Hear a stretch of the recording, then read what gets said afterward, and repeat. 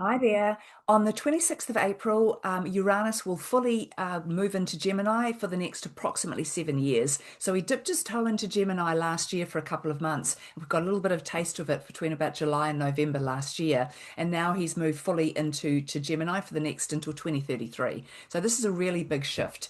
Uranus is the planet of change, and Gemini is the busiest sign of the zodiac. So, both of those energies really embrace change. They bring new opportunities, new experiences, and they also are going to relate to, I think, what's going to be the most significant thing that this is transit's going to really help us with or relate to is to do with communication. I really feel like moving forward with Uranus and Gemini, we're going to find different ways to communicate. And one of the basis of that is that we're moving out of that 3D intellectual, rational, academic, learned sort of way of thinking, and we're coming back to the 5D energy of the heart and really moving into that. So, what's going to happen with communications is that I believe that one of the things that's going to be really helpful for all of us is to start to really rely a whole lot more on your intuition, on what you feel to be true, because this is the year of sovereignty, a year where we're supposed to be going back to remembering ourselves, to remembering that we have our own opinions, that we have ways that we want to do things, we have things that are important to us as individuals, and we don't need to sweep those under the carpet or pretend they don't exist anymore. We're coming out of this energy, this overall sort of energy of water and earth. And so under the influence of water and earth, it was very easy to live under an illusion. It was very easy to sweep things under the carpet and hide things. And the earth energy, of course, doesn't embrace change. It wants things to stay the same in the reliable, traditional, conservative way that they've always been.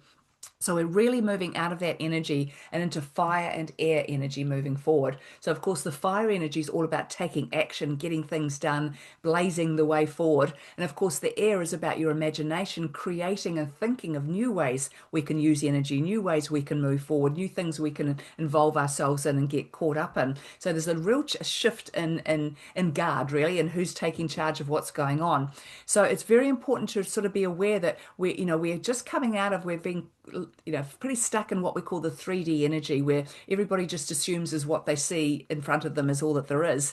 But we're moving into the 5D energy, and the 5D energy is all about feeling your way through things, not intellectualizing them anymore or using academic learning or scientific knowledge. Yes, there's a reason, there's a need for all of that, and that has a role in everything that we do. But we've become too reliant on what other people tell us, on what the status quo, on what the powers that be say, and we've forgotten that we can feel our own way forward. We know what's best for us as individuals, and we're allowed to act on that. We're allowed to make that our number one priority. And this is what we're moving into.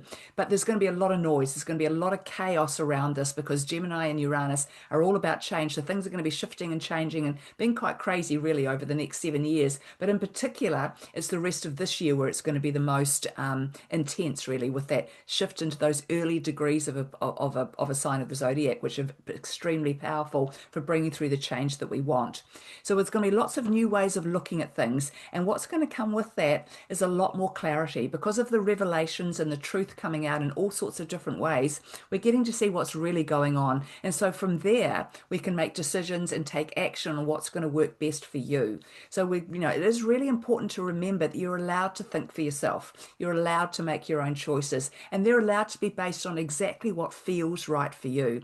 We've got to move away from being told what to do, and for everybody else is doing that, so I have to do that, yet it doesn't feel right for me. You've got to start going with what feels right for you all the way, because that's the only way you're going to find your happiness and your peace and your prosperity.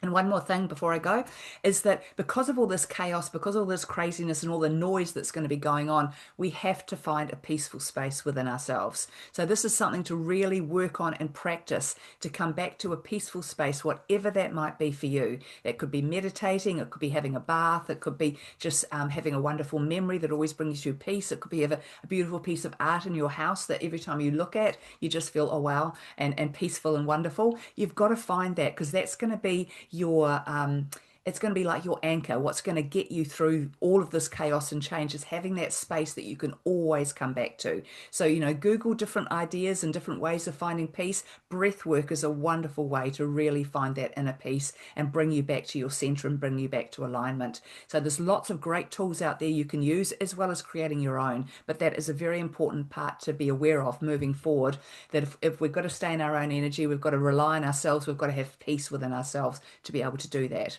So enjoy this transit. And there's a blog post about this on my website that you can read for more information. Otherwise, I will be back to talk to you again soon. Bye.